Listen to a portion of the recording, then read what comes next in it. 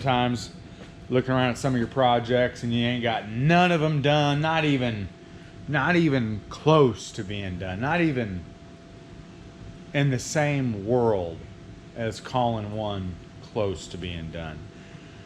But you got so many, it's like, why not take on another one, you know? Why not just start on another one and maybe do 2 or 3 at the same time and see where you get from there. So that's where I'm at right now. I got another Impala frame sitting outside that's got all new suspension on it. It's got all new bushings. It's a pretty decent frame, rolling chassis, and I also want to make a convertible. And I got all those cars, so I was thinking, why not start building another chassis, even though you ain't got the first one done?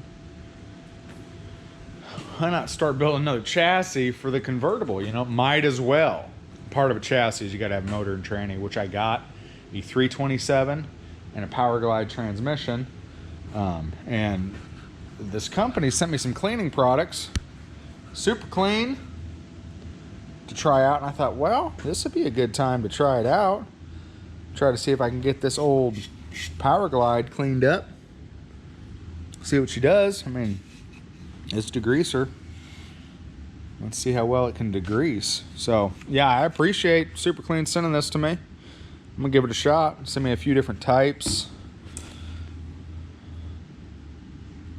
So this is the first time I'm using Super Clean products. I've seen it in the stores, but yeah, I've never used it before. So I'm gonna give it a shot, see what she does.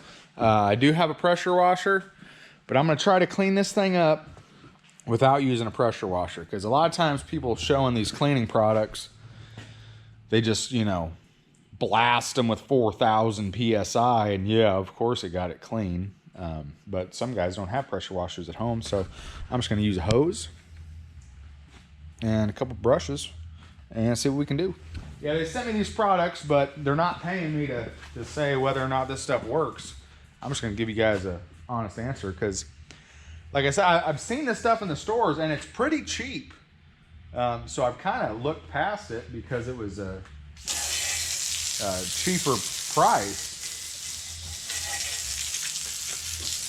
So,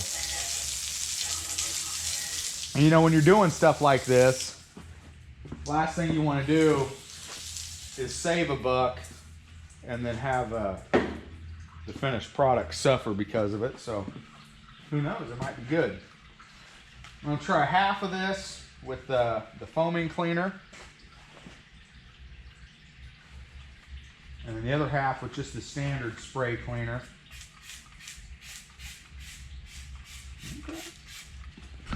Okay.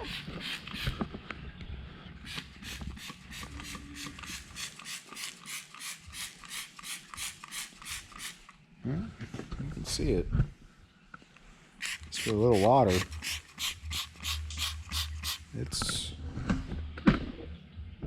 That dirt is kind of melting off of there.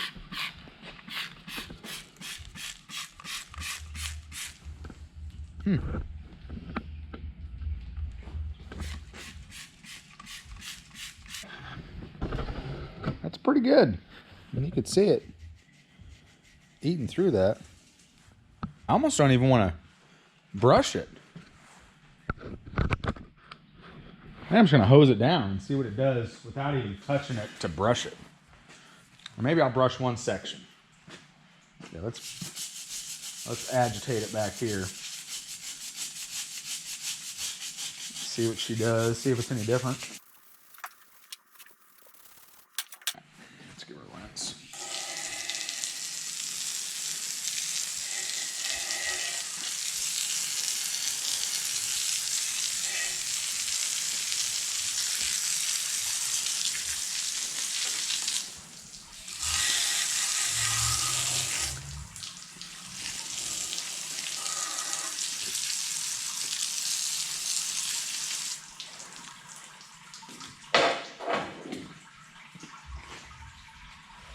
That's pretty good.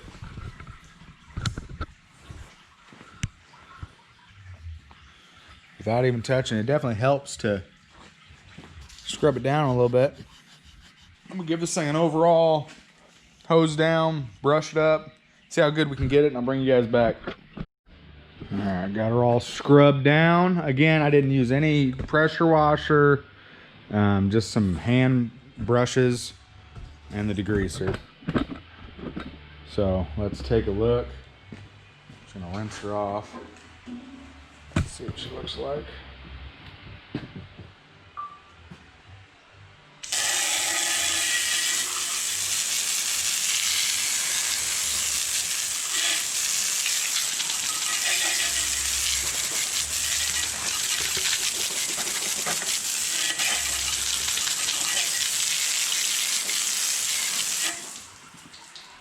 Now, I'm sure you could get this a little bit better if you came in with something a little more abrasive than this, you know, like a wire wheel or something like that, or started to scrape some of this. This is definitely a lot softer than it was.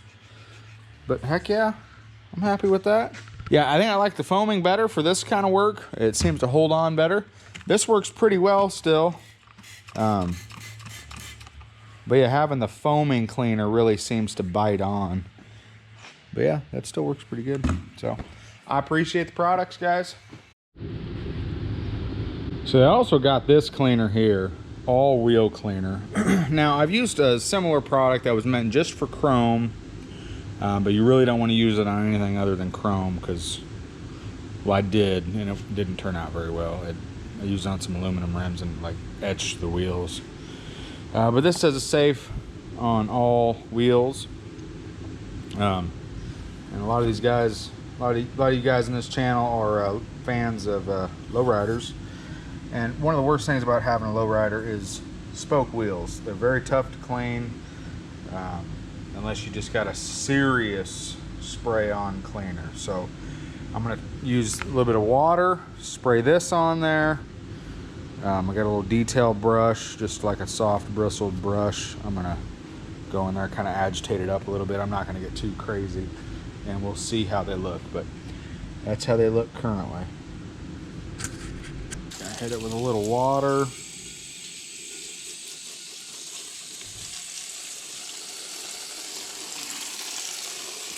Now I'm not expecting this to get off all this rust. There's quite a bit of rust on these spokes. Let's see what it can do.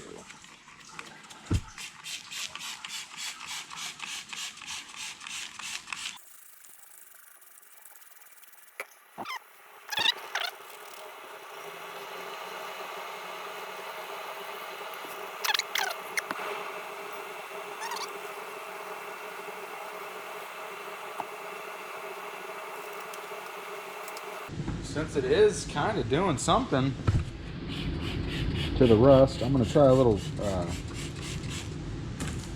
Quad Zero steel wool and see what we can get and give it the best fighting chance to see what it can do.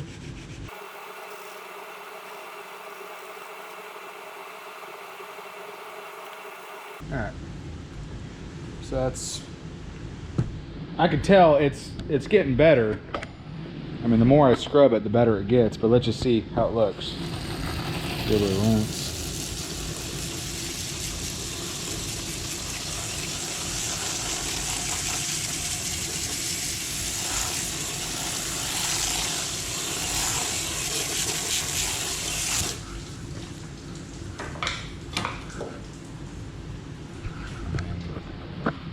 Let's bring it in there and take a look. That's pretty decent. Like I said, the more I work it, the more it was getting off the rust. Like, take a look at that spoke right there. I'm gonna hit it with a little bit of that. Let it kind of bubble up. See that rust there? Let's see if we can get that off.